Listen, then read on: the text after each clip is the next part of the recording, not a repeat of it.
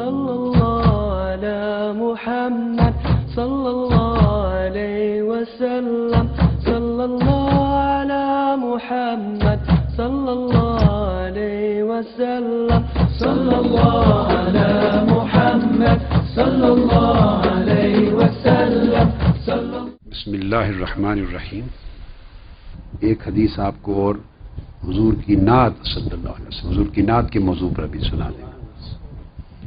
یہ حضرت ادرع السلمی رضی اللہ تعالیٰ عنہ ایک صحابی ہوئے ہیں۔ کیا نام تھا؟ حضرت ادرع، الف دال را عین، ادرع سلمی۔ عرض کرتے ہیں کہ قال جئت لیلۃ احرس النبی صلی اللہ علیہ وآلہ وسلم، فرماتے ہیں کہ ایک رات میں حضور نبی اکرم صلی اللہ علیہ وآلہ وسلم کی بارگاہ میں گارڈ تھا۔ اس رات کی پہرہ داری اور جو سیکیورٹی ڈیوٹی میری تھی۔ حضرت ادرع سلمی رضی اللہ تعالیٰ عنہ فرماتے ہیں کہ میں نے ایک رات آقا علیہ السلام کی حفاظت میں پہرے داری میں گزاری۔ فَإِذَا رَجُلٌ قِرَأَتُهُ عَالِيَّةٌ، تو ایک شخص بلند آواز سے قرآن مجید کی تلاوت کر رہا تھا، تنہا مسجد میں بیٹھا یا کسی کونے میں اونچا اونچا پڑھ رہا تھا۔ فقلت یا رسول اللہ صلی اللہ علیہ وآلہ وسلم هذا مراء،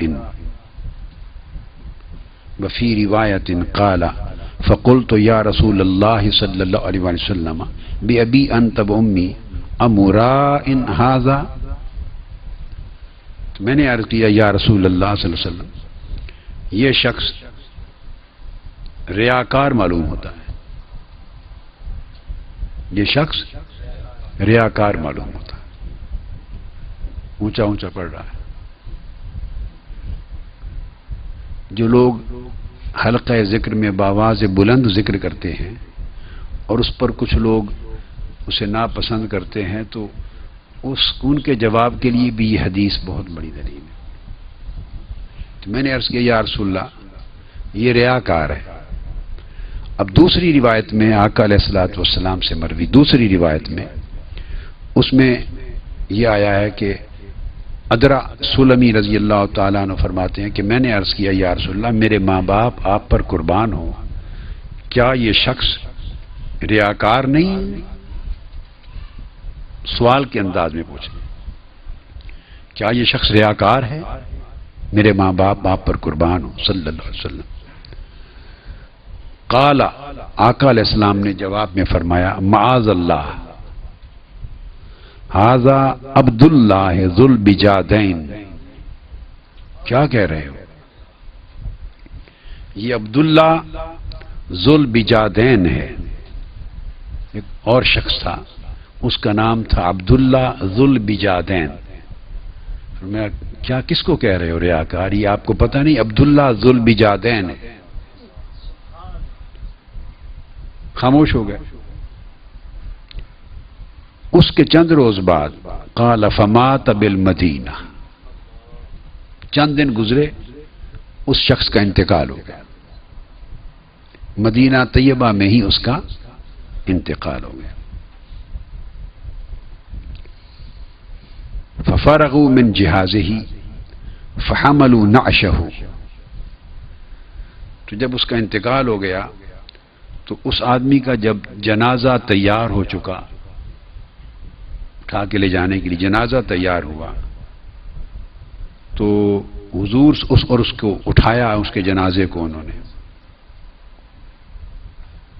تو صحابہ کرام نے فرمایا فقال النبی صلی اللہ علیہ وسلم ارفقوا بہ رفق اللہ بہ انہ کان یحب اللہ ورسولہ، تو آقا علیہ السلام نے صحابہ کرام سے فرمایا کہ تم اس کا جنازہ اٹھا کے چل رہے ہو، اس کے ساتھ نرمی کرنا، ایسا نہ ہو کہ سختی کے ساتھ لوگ بدلیں اور چارپائی کو کھینچیں اور اوپر نیچے کرو، نہیں، اس کے ساتھ نرمی کرنا، چونکہ اللہ تعالیٰ بھی اس کے ساتھ نرمی فرمائے گا، اور وجہ یہ ہے کہ اللہ کے رسول سے محبت کرتا تھا، اللہ اور اللہ کے رسول سے محبت کرتا تھا، یہ عاشق رسول تھا، یہ عاشق رسول تھا، سو اس کا جنازہ اٹھا کے چلنے میں نرمی کرنا، اللہ تعالیٰ بھی تمہیں بتا دوں اس کے ساتھ نرمی فرمائے گا۔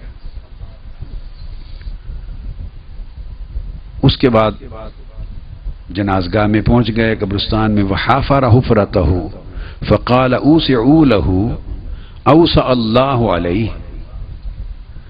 اس کے بعد جب جنازگاہ میں پہنچ کے اس کی قبر کا وقت آیا تو اس کی قبر کھودنے لگے، تو آقا علیہ الصلوۃ والسلام نے فرمایا، جب اس کی قبر کھودی، فرمایا اس کی قبر کو اور کشادہ کرو، اس کی قبر کو، اور اللہ تعالیٰ بھی اس پر کشادگی فرمائے گا، کیونکہ یہ اللہ کے رسول سے محبت کرتا تھا۔ صحابہ کرام نے عرض کیا، فقال بعض اصحابہ یا رسول اللہ صلی اللہ علیہ وسلم لقد حزنت علیہ، ایسا لگتا ہے کہ آپ کو اس کی موت پر بڑا غم ہوا ہے، لگتا ہے آپ اس کی موت پر غم زدہ ہیں، رنجیدہ ہیں۔ تو آپ نے فرمایا، فقال اجل انہ کان یحب اللہ ورسولہ، ہاں میں اس کی موت پہ رنجیدہ ہوں، یہ عاشق رسول تھا۔ آپ سمجھیں، بار بار فرماتے تھے، ہاں یہ عاشق رسول تھا، یہ عاشق رسول تھا۔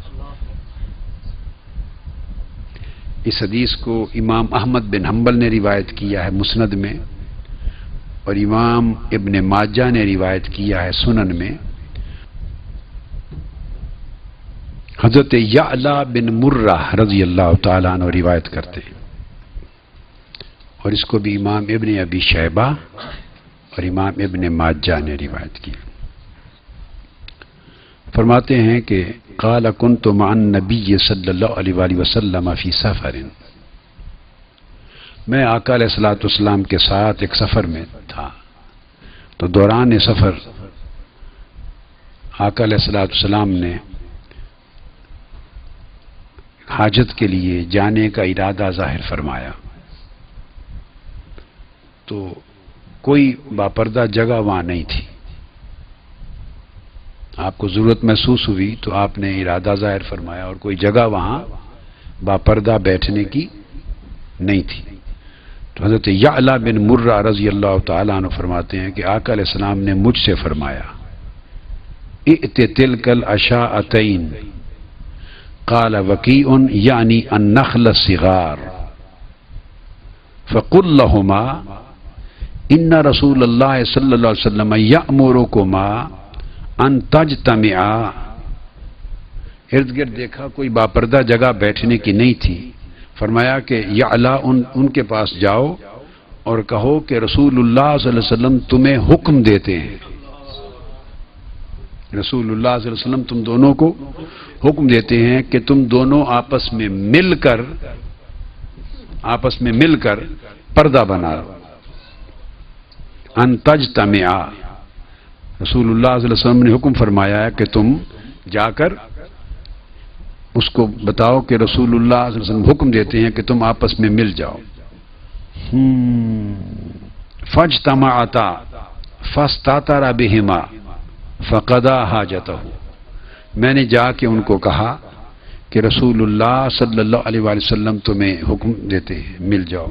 فرماتے ہیں کہ وہ دونوں یہ بات آقا علیہ السلام کا حکم سمجھ کر اکٹھے جمع ہو گئے، اور جمع ہو کر ان کے ذریعے انہوں نے اپنا پردہ بنا لیا، ایک آڑ بنا لی۔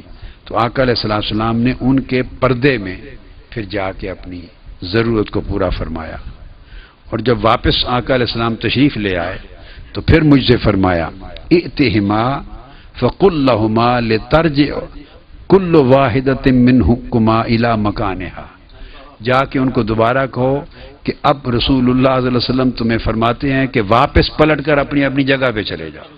میں نے جا کے کہا کہ آقا علیہ السلام نے یہ فرمایا، تو دونوں زمین کو چیرتے ہوئے واپس اپنی